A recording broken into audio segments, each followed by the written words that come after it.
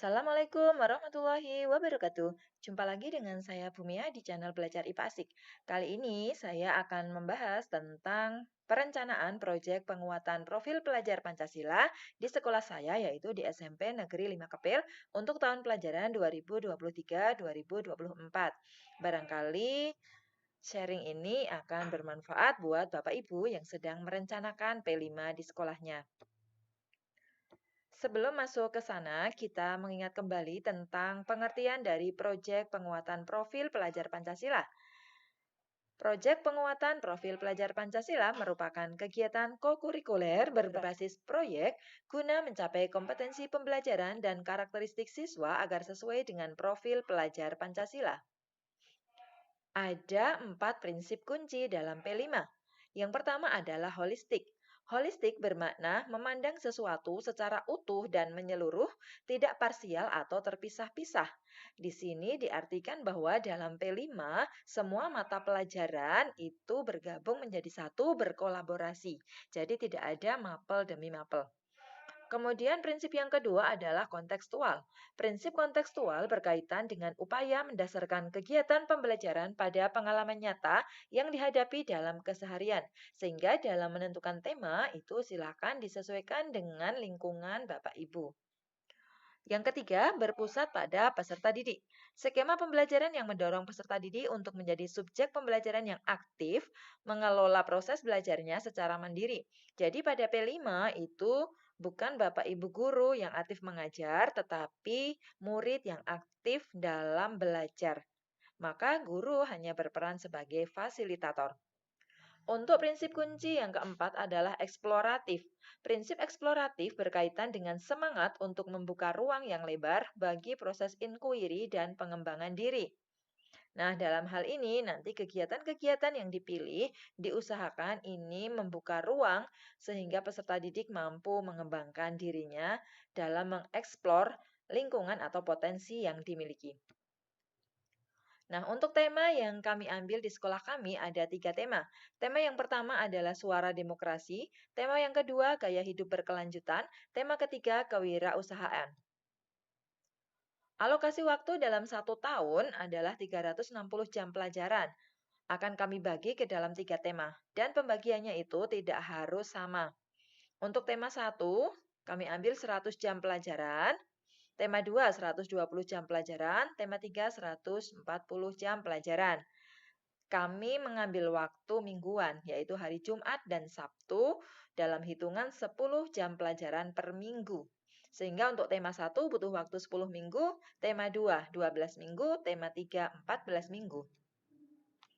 Nah, untuk jadwalnya tadi sudah saya sampaikan akan dilaksanakan setiap hari Jumat dan Sabtu.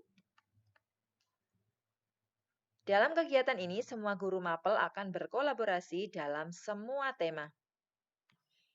Nah, sekarang akan kita bahas satu persatu. Untuk suara demokrasi, kami mengambil dimensi gotong royong. Dalam elemen yang kami pilih adalah kolaborasi. Subelemennya kerjasama. Sesuai dengan fase D, untuk subelemen ini, tujuan akhirnya adalah menyelaraskan tindakan sendiri dengan tindakan orang lain untuk melaksanakan kegiatan dan mencapai tujuan kelompok di lingkungan sekitar, serta memberi semangat kepada orang lain untuk bekerja efektif dan mencapai tujuan bersama. Nah, untuk materinya, untuk tema 1 tadi, suara demokrasi, baik kelas 7 maupun kelas 8, itu inti kegiatan akhirnya nanti adalah pemilihan pengurus kelas, pengurus OSIS, Dewan Pramuka, ekskul, dan lain sebagainya. Nah, sekarang masuk ke tema kedua, yaitu tema gaya hidup berkelanjutan. Kami mengambil dimensi beriman dan bertakwa kepada Tuhan Yang Maha Esa dan berakhlak mulia.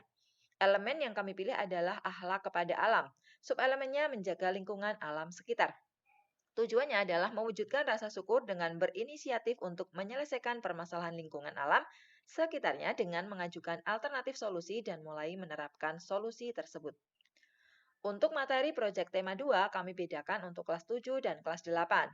Untuk kelas 7, materinya adalah pengolahan sampah, sedangkan kelas 8, pemanfaatan lahan. Untuk kelas 8, ketika tahun kemarin di kelas 7, mereka sudah mendapatkan materi tentang pengolahan sampah, sehingga sudah menghasilkan adanya pemanfaatan untuk sampah organik dan sampah anorganik.